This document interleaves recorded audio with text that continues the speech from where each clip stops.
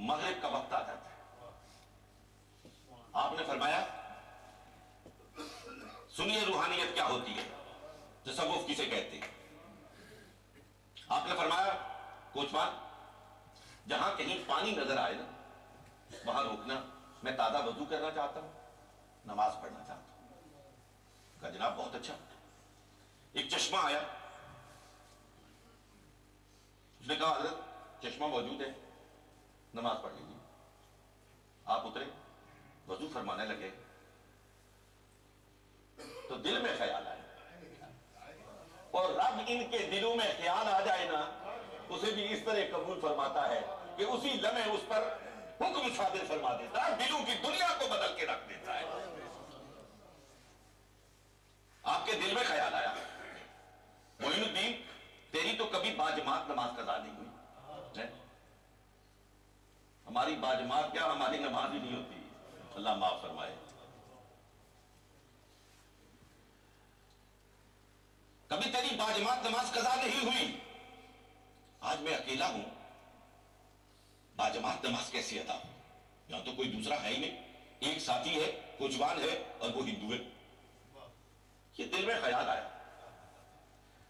जब वुजू के आखिरी हिस्से में थे ना तो पीछे कदमों की चाप सुनाई दी। इसको कहते हैं तसव्वुफ, इसको कहते हैं रूहानियत, इसको कहते हैं नजर का फैजान। पीछे से कदमों की चाप, कदमों की आवाज सुनाई दी। वजू करके पीछे मुड़ के देखा ना तो हिंदू हाथ बांध के खड़ा है, हाथ बांध के खड़ा है। आपने फरमाया क्या बात है? कहा हजरत जी दिल से ही भूख सी उठी है। हजरत जी थोड़ा सा सफर है लेकिन एक इनकलाब आ गया है। हजरत जी दिल चाहता है आप हाथ आगे करें और आपके हाथ पर अशहदु अल्ला इलाहा इल्लल्लाह पढ़ें। मुसलमान हो, मोहम्मद रसूलुल्लाह का गुलाम बनने को जी चाहता है।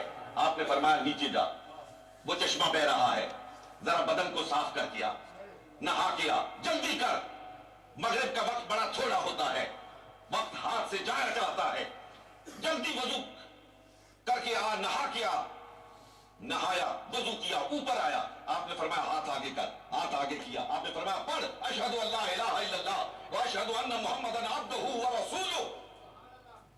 कलमा पढ़ा। आपने फरमाया उठ, नमाज का वक्त जा रहा है, अब तू पीछे खड़ा हो, मैं आगे खड़ा हूं, मैं जिस तरह करता चला जाऊं तू भी करता चला जा, मैं हाथ बांधू तू भी हाथ बांध दे, मैं झुकू तू भी झुक जा, मैं सजदा करूं तू भी सजदा कर ले, हमारी नमाज बाजमात अदा हो जाएगी। इसको कहते हैं रूहानियत, इसको कहते हैं फैजान नजर। शाह गुलाम अली देलवी रहमतुल्लाह तआला अलैह बहुत बीमार थे, बहुत बीमार। सिलसिला आलिया नक्शबंदिया मुजद्दिया के माथे के झूमर शाह गुलाम अली देलवी रहमतुल्लाह तआला अलैह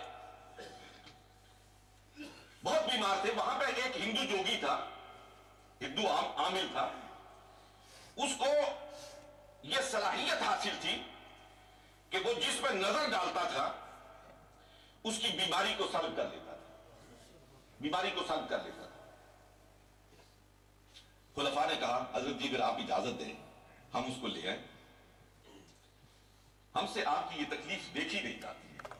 आपने फरमाया ठीक है, इलाज करवाने में कोई शरई मुमानियत नहीं, लेकिन गुलाम अली का दिल नहीं मानता कि किसी हिंदू से इलाज करवाए, मेरा दिल नहीं मानता, मना फरमा दिया। लेकिन तकलीफ इतनी शिद्दत की थी कि आप बेहोशी के आलम में चले गए, बेहोश हो गए। जब बेहोश हुए तो जो मोहब्बत करने वाले थे वो बर्दाश्त न कर पाए, वो भागे हुए उस हिंदू जोगी के पास गए कि हजरत जी को बहुत शदीद तकलीफ है और इस वक्त बेहोशी के आलम में है, अगर तू मेहरबानी करे और वहां पे चले और आपकी बीमारी का इलाज करे तो हम सब तेरे ममनून करम होंगे। उसने कहा कौन बीमार? कहा शाह गुलाम अली देलवी।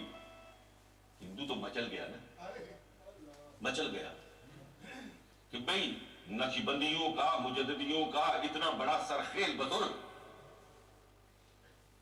उसकी बीमारी का इलाज अगर मैंने कर लिया तो पूरे बड़े सगीर में मेरा तहलका मच जाएगा, धूम मच जाएगी। चलो चलो मैं चलता हूं साथ, अभी ठीक करता हूं।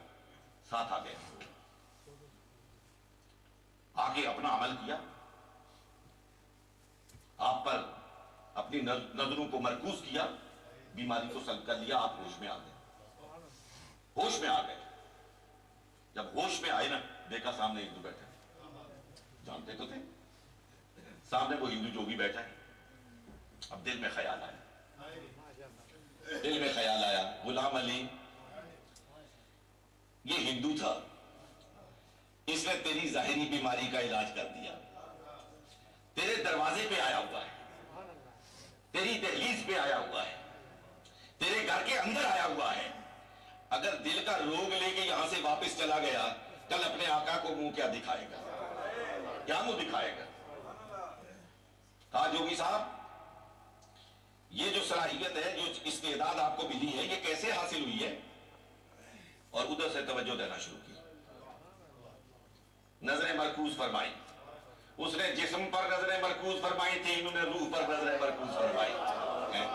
ये जिस्म को ठीक करने आया था, अब आपने रूह को ठीक करने की तरफ तवज्जो फरमाई। ये मलका कैसे हासिल हुआ?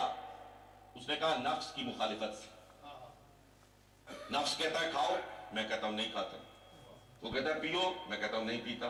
वो कहता है सो जाओ, मैं कहता हूं नहीं सोता। वो कहता है आराम करो, मैं कहता हूं नहीं करता। अला हाज़िल क़यास, मैं हमेशा नफ्स की मुखालिफत करता हूं, और नफ्स की मुखालिफत करते करते मुझ में यह इस्तेदाद और सलाहियत पैदा हो गई है कि अब जिस पे नजर डालता हूं उसकी बीमारी को सल्ब कर लेता हूं। आपने भरपूर तवज्जो डाली ना, भरपूर तवज्जो डाली, और साथ ही इरशाद फरमाया, हिंदू जोगी जरा दिल से बता, तेरा नफ्स कहता है इस्लाम को कबूल कर ले, तेरा नफ्स कहता है इस्लाम को कबूल कर ले। कहा मेरा नफ्स तो ये नहीं मानता। फरमाया यहां फिर नफ्स की मुखालफत क्यों नहीं करता? यहां नफ्स की मुखालफत क्यों नहीं करता? इधर से ये जुमला फरमाया और उधर साथ ही इरशाद फरमाया, यार यहां भी नफ्स की मुखालफत कर, हाथ आगे बढ़ा और अशहदु अल्ला इलाहा इल्लल्लाह व अशहदु अन्ना मुहम्मदन अब्दुहु व रसूलुहु।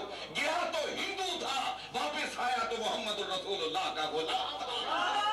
मोहतरम, ये तसव्वुफ है, ये रूहानियत है। इस रूहानियत को हासिल करने के लिए, इस मकाम पर पहुंचने के लिए, अपनी नजरों में यह तासीर पैदा करने के लिए, अपने दिल में यह इनकलाबी कैफियत पैदा करने के लिए मुर्शिद के दरबार में जाया जाता है। नजरों से नजरें मिलाई जाती है, नजरों से नजरें मिलाई जाती है, दिल को दिल के सामने रखकर अल्लाह की ज़रबें लगाई जाती है। काश कोई इस वादी में जाके देखे। मैं फिर साहिब उस की एक बात आपको सुनाना चाहता हूं। एक देवबंदी आलिम थे, वो हमारे कल्लर सईदा में हाई स्कूल में टीचर थे, बड़े साहिब इल्म थे। कारी अब्दुल रहीम नाम था उनका भी। अरबी जुबान पर बड़ी दस्तरस थी, बहुत दस्तरस थी। हुसैन अहमद मदनी साहब के खुसूसी शागिर्दों में से थे। हज़रत साहब का नाम सुना तो बगार शरीफ आ गए। पहली मुलाकात हुई, दूसरी हुई, तीसरी हुई, मुलाकातों का सिलसिला शुरू हो गया, आना जाना शुरू हो गया। इल्मी गुफ्तगूएं, बहस मुबाहिसा, किताबी दुनिया की बातें। एक दिन कहने लगे हजरत जी, मैं एक बात आपसे साफ साफ कहना चाहता हूं। हमने फरमाया मौलाना कहिए।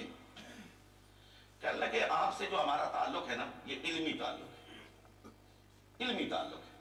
आप भी आलिम हैं और मेरा भी किताबी दुनिया से ताल्लुक है, ज़ौक़ मिलता है, इसलिए यहां पे आता हूं, अपने मुताले को शेयर करता हूं। लेकिन ये बाकी जो तसव्वुफ है और रूहानियत है और नजर बाजी है और नजर की कैफियत है और नजर से दिलों को पलटना है, इस पर मुझे कोई यकीन नहीं है, ये जरा सिरे से ढोंग है। हजरत ने जवाब क्या दिया, वो जरा तवज्जो के लायक। आपने फरमाया चाचा ऐसी कोई बात नहीं, इसका तो बड़ा सीधा सा हाल है। कहने लगे वो क्या? आपने फरमाया मेरा दावा है कि बाग में फूल है, मेरा दावा है बाग में फूल है। आप कहते हैं बाग में फूल नहीं है, आपका दावा है कि बाग में कोई फूल नहीं है, तो हम लड़े क्यों, झगड़े क्यों? हम दोनों को बाग में जाना चाहिए। अगर फूल है तो आपको इनकार नहीं करना चाहिए, और अगर फूल वहां पर नहीं है तो मुझे अपने दावे पे इसरार नहीं करना चाहिए। फूल देखने का तरीका क्या होगा? ये फूल देखने का तरीका क्या होगा? फरमाया वो भी बड़ा आसान तरीका है। फिर लगे वो क्या? आपने कहा जमीन अमवार है, थोड़ी सी आबियारी की जरूरत है। मैं आपको सिलसिला आलिया नक्शबंदिया मुजद्दिया के कुछ वज़ाइफ बताता हूं।